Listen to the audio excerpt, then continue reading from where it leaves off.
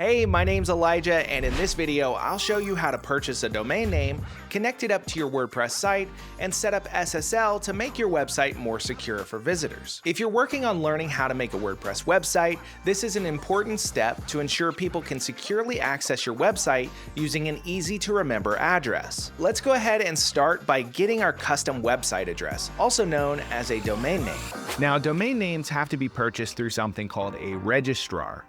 Some hosts are also registrars and will let you buy a domain name from your hosting panel or even include one for free when you set up your plan. Most registrars work about the same way. You can use Namecheap, for instance. You can use GoDaddy. You can use Cloudflare, whatever your preference is. There are a ton of choices and most of them will be okay. The main thing is that your domain shouldn't cost more than about $12 per year. Some registrars do charge more, but the good ones are usually around this price or even a little bit cheaper. For instance, Namecheap is running a deal right now for $6.49 for a .com domain name.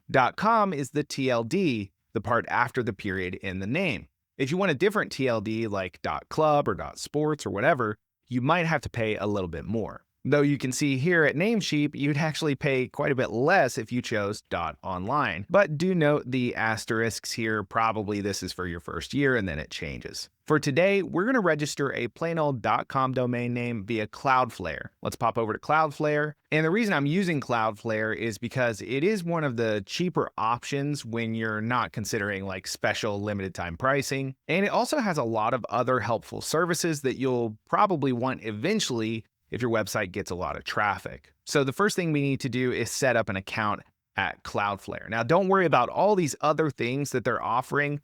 We're not going to use any of that for our first website. We're just going to use Cloudflare to secure our domain name. Now I clicked login and I'm going to go ahead and go down here to sign up instead. And here we can go ahead and plug in our information and set up our account. Once I have it all set up, we can click sign up. Just like that, we're into our dashboard and it's already prompting us to register a new domain. So we're going to click that. We'll go ahead and verify our account real quick. And once that's verified, we can go ahead and refresh this.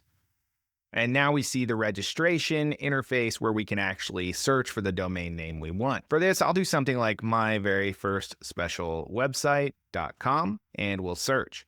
Note that the domain you look for isn't always going to be available. So sometimes you do have to get creative. One thing I do like about Namecheap is they have this beast mode option, which actually lets you punch in a bunch of domains, like up to 5,000, and see which ones are available. So if you're brainstorming domain names and need to get through them quickly and determine which ones are available, this is an option I've definitely used before. But for this, I doubt this is taken, and it is not. And you can see that the price is $10.46 per year. And it renews at the same price, which is nice. There's no surprises here. You can see down here what I was talking about with the TLD or the part after the period in the name. We have a lot of different options like .me, .org, .tech, .com. There are a lot of wacky ones now too, like .marketing and .services, but you can see that the prices can vary depending on which TLD you choose. It's pretty rare that it's cheaper unless they're running some kind of special offer. Generally, I find that specialized TLDs are more expensive per year, but I'm happy with this domain name, so I'm going to go ahead and purchase this. And you can buy multiple years at a time.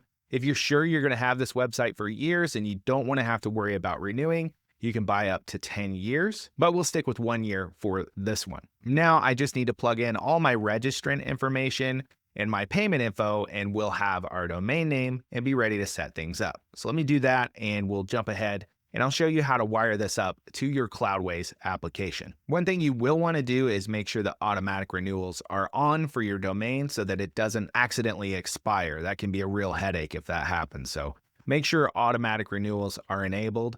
And I'll show you how to verify that in the actual domain management area once this is purchased. All right, so we've purchased the domain. It is now ours. We're going to go over to manage domains here where we can see a list of our domains. And this is the auto renew option that I said you definitely want to keep on for now. If you decide you don't want this domain name later, just turn that off and it'll expire when the renewal comes around. Now we're going to need to wire this up to our Cloudways server and application. So we're going to go into manage here, and over on the right hand side you'll see update DNS configuration. That's what we need. I'm not going to do a deep dive on DNS because it can get pretty complicated.